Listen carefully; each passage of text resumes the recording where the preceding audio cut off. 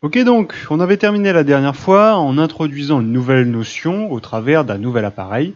Ce petit appareil qui est là, hein, c'est le plus courant, qu'on appelle le résistor. La notion de résistor nous a amené la notion donc de résistance, hein, les deux sont liés, c'est-à-dire quantifier la capacité qu'a un appareil à bloquer le courant, à freiner le courant, à l'empêcher de passer. Donc la résistance, qui est associée au résistor, hein, ce petit appareil-là, pouvait s'exprimer avec un chiffre, hein, par exemple, on va dire une faible résistance de 20, avec une nouvelle unité, avec une lettre un peu bizarre, la lettre oméga, 20 ohms. D'accord? Ça, c'est la valeur de ma résistance qui est là. Donc, avec une capacité à bloquer le courant. On avait introduit ça donc lors de la dernière activité. Une chose qui est un peu dommage, je n'ai pas beaucoup accentué sur le schéma qu'on va utiliser pour la résistance. C'est-à-dire, on avait la lampe, si je fais un rond avec une croix dedans, c'est une lampe, pile, petit bâton, grand bâton, et ainsi de suite. Sauf que pour la résistance aussi, on a un schéma. Alors on ne s'est pas trop cassé la tête. On regarde, c'est un fil avec une forme vaguement rectangulaire. Je répète, les schémas doivent être faciles, rapides à faire, et caractérisent les propriétés de mon appareil, de mon dipôle.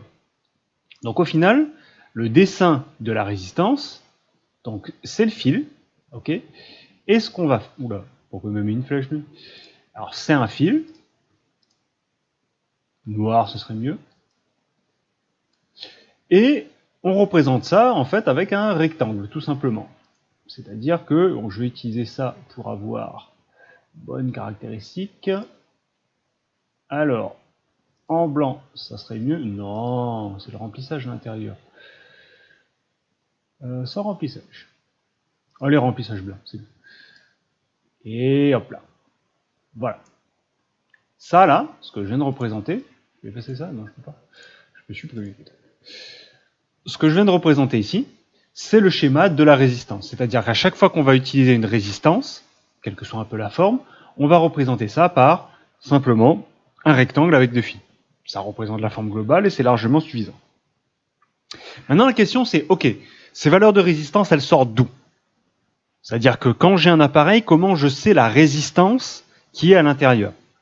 Formulé différemment, comment je peux prévoir éventuellement quelle intensité va passer dans le fil, sachant la résistance que je vais utiliser. En fait, qu'est-ce qui lie l'intensité, la tension et cette notion de résistance? Donc c'est là-dessus qu'on va travailler aujourd'hui avec l'activité. L'activité du jour, donc, avec le petit circuit qu'il a. Donc notre objectif, c'est d'étudier justement la résistance, l'évolution de la résistance en fonction des grandeurs d'intensité et de tension. Donc, sans grande surprise, on a ici, là, un circuit qui est branché avec un générateur qui est connecté à une résistance. La résistance, hein, celle qui est là, d'accord? Sauf que là, elle est vraiment branchée dans un circuit. Forcément, deux appareils de mesure, bah, l'un qui va mesurer la tension, l'autre qui va mesurer l'intensité. Alors comment je sais qui fait quoi?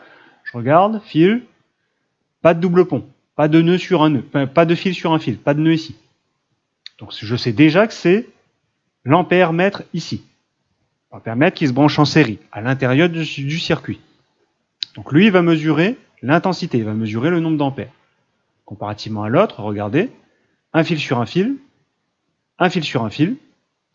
Donc, deux doubles ponts, celui-là va mesurer la tension, c'est-à-dire le nombre de volts. Ok? Donc on a branché un circuit avec une résistance et un générateur, et donc on mesure l'intensité et la tension pour voir comment évolue l'un en fonction de l'autre.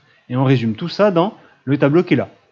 On a fait l'expérience, on a fait varier la tension, le nombre de volts du générateur, on a mesuré la tension et l'intensité, et on regarde, toutes les valeurs sont précisées ici. Ok? Donc comme d'habitude, si vous êtes à l'aise, vous pouvez mettre la vidéo sur pause et attaquer les questions 1, 2, 3, 4, 5. C'est pas hyper compliqué, je vais même aller assez vite au niveau des explications. Normalement, une dizaine de minutes, ça devrait être bon. D'accord? Même un peu moins, j'ai envie de dire. 8 minutes, si vous êtes très efficace. Pour les autres, comme d'habitude, je vais faire les explications question par question. Vous retrouvez dans la description le timecode si vous voulez avoir une explication d'une question bien particulière. Ok? Et nous, on va démarrer. Donc, première question, schématise le montage figurant. Donc, figurant, c'est lui, hein, il y a le fig qui a été un peu effacé. Donc, il faut réaliser le montage. Donc le montage qui est là, il faut faire le schéma. Ok? Avec les dessins et ainsi de suite, sachant que j'ai rappelé le schéma de la résistance ici, n'oubliez pas. D'accord? Il faut simplement refaire le schéma qui est là en indiquant bien le voltmètre, l'ampèremètre, le générateur et la résistance. Ok? Deuxième question, quelle est la résistance du résistor? C'est-à-dire quelle est sa valeur de résistance? Le résistor qui est là, il a une valeur. Ça fait partie du matériel. C'est une question document, donc la réponse est ici. À vous de chercher la bonne valeur. C'est-à-dire quelle est la valeur de la résistance du résistor. Information matérielle, à vous de chercher la réponse. D'accord? Troisième question, comment évolue l'intensité du courant qui traverse le résistor lorsque la tension entre ces bornes augmente? Donc comment évolue l'intensité? Donc comment évolue? Est-ce que ça augmente? Est-ce que ça diminue? Est-ce que ça reste constant? J'ai même souligné ici pour pas que vous vous plantiez. Donc est-ce que ça augmente? Est-ce que ça diminue? Est-ce que ça reste constant? Donc il faut regarder les valeurs du tableau qui sont là. Lorsque U va augmenter, qu'est-ce qu'on constate sur I? Comment on va varier I en fonction du U? D'accord? À vous d'exploiter les valeurs du tableau qui sont là pour dire comment évolue la grandeur d'intensité lorsque la tension augmente. D'accord? Utilisez le tableau pour essayer de trouver la réponse adéquate. Ok? Quatrième question. Comment, donc recopier le tableau, et complète en calculant le rapport U sur I. C'est-à-dire que pour chaque valeur, donc il faut refaire le tableau qui est là, et pour chaque colonne, il faut faire la division de U divisé par I. Ici, U divisé par I, U divisé par I, U divisé par I. Arrondi à l'unité, ça serait pas mal. Un conseil, arrondissez à l'unité. Ça sera plus facile pour vous de faire les analyses pour la deuxième partie, la question 5. D'accord? Donc, il faut refaire le tableau et compléter la ligne du dessous. Donc, pour chaque valeur, ici, faire la division de U divisé par I. Et donner les chiffres et remplir la troisième ligne du tableau. OK? En n'oubliant pas la deuxième partie de la question. Compare le résultat avec la valeur de la résistance. C'est-à-dire que vous avez la valeur de la résistance, d'accord? Vous allez trouver le chiffre, il suffit de comparer les divisions que vous avez fait là aux valeurs de résistor que vous avez ici. D'accord? Donc une fois que vous avez fait les divisions, n'oubliez pas, il suffit de comparer les chiffres que vous avez là à la valeur de la résistance du résistor. J'utiliserai la valeur de la résistance directement ici. D'accord pour question 4? Dire est-ce que c'est pareil, identique, très loin, pas trop éloigné, à vous de voir. Ok? Cinquième question. Le tableau de mesure traduit-il une situation de proportionnalité entre U et I? Justifie ta réponse. Alors si on a fait cette division, c'est justement ça. On va retravailler sur une petite notion, la notion de proportionnalité, comme vous avez vu en mathématiques. D'accord? Donc on a fait le rapport de U divisé par I, c'est peut-être qu'il y a une raison. Est-ce que U et I sont proportionnels? À vous de le justifier.